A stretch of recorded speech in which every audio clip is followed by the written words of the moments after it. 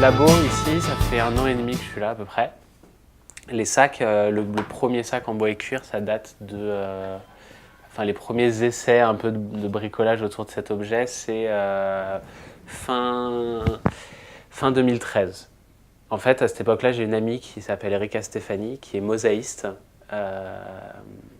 et qui m'appelle en me disant « Écoute, j'ai une opportunité d'une exposition à Genève pour un défilé de mode sur une expo qui s'appelle Forest for Fashion. » Donc l'idée, c'est un défilé de mode qu'avec des matériaux, des minéraux ou des végétaux. Et du coup, elle me dit « Écoute, est-ce que ça t'intéresse de travailler sur l'objet sac ensemble, de toi réaliser un sac tout en bois et moi, j'y intègre de la mosaïque. » Donc sur une pièce un peu folle où il y a pas mal de boulot et l'idée me plaît, je peux me le permettre en temps à cette époque-là. Et du coup, on se met tous les deux à travailler sur cet objet. Et en fait, moi, en parallèle, je me dis, mais un sac avec du bois, et ce truc-là commence à me travailler. Et donc, en parallèle de cette création, je commence moi à bricoler un autre sac qui est les premières ébauches de ce que pourrait donner un assemblage de cette matière. Les tout premiers essais sont en bois et feutrine. Donc les essais sont concluants, mais visuellement, la feutrine apporte la matière, il manque quelque chose au niveau de la matière.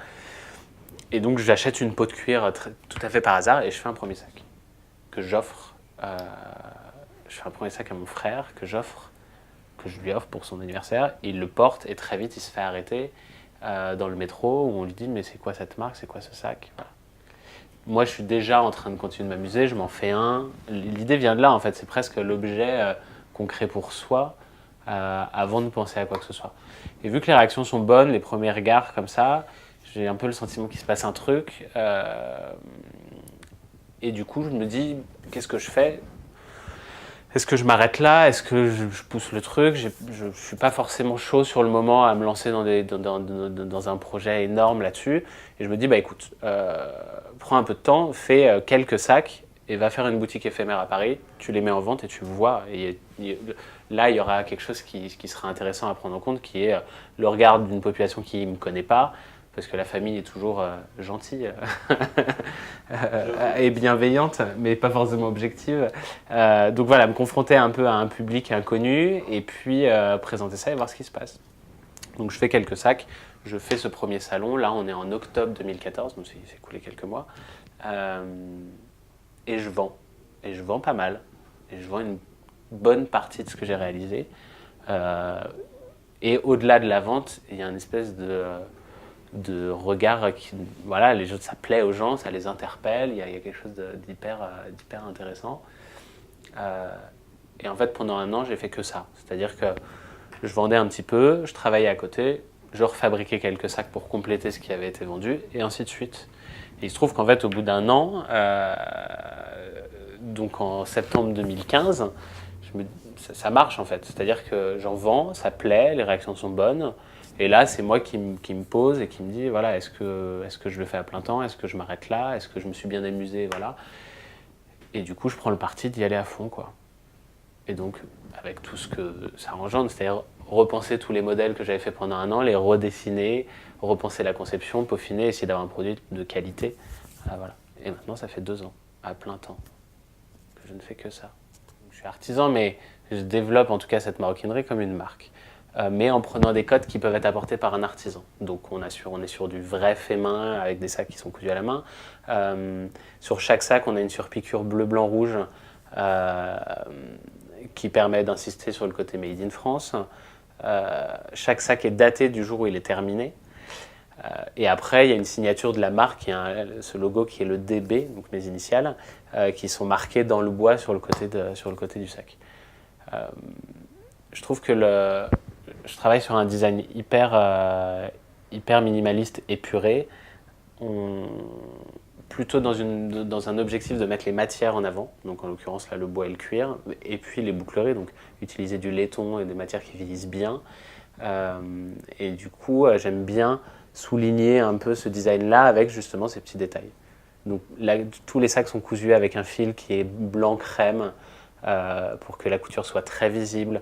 J'aime bien cette idée de voir la construction. En maroquinerie, on peut avoir tendance à faire des doublures du collage. Là, on est dans des sacs où il n'y a pas de doublure, il n'y a pas de collage, tout est cousu. L'idée est un objet où l'impact du temps sur cet objet ne peut être que bénéfique et non négatif. Je veux que l'objet s'embellisse, quoi.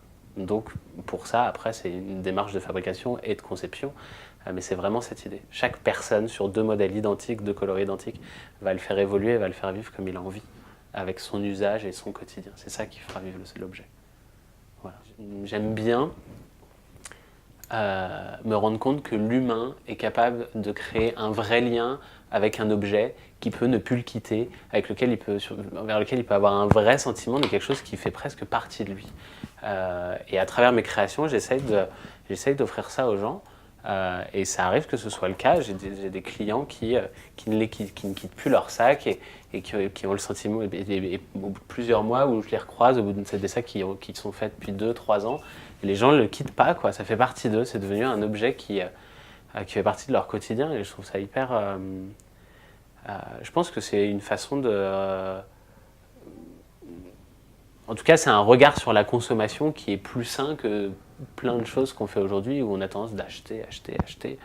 Là, c'est pas l'idée, quoi. Jeter pour remplacer, pour voilà. Si un objet vieillit bien et qu'on est bien avec, eh ben, on va l'emmener loin et puis il nous quittera plus. Et ça, c'est quelque chose de sain. Et c'est quelque chose qui peut même procurer des sensations fortes, quoi. Un sentiment je sais pas, en tout cas, que l'objet puisse faire partie de soi. Moi, je trouve ça très très fort. Comme des bijoux qu'on ne quitte plus, comme, je sais pas, comme un tatouage, comme exactement, ouais, toutes ces choses-là, tout à fait.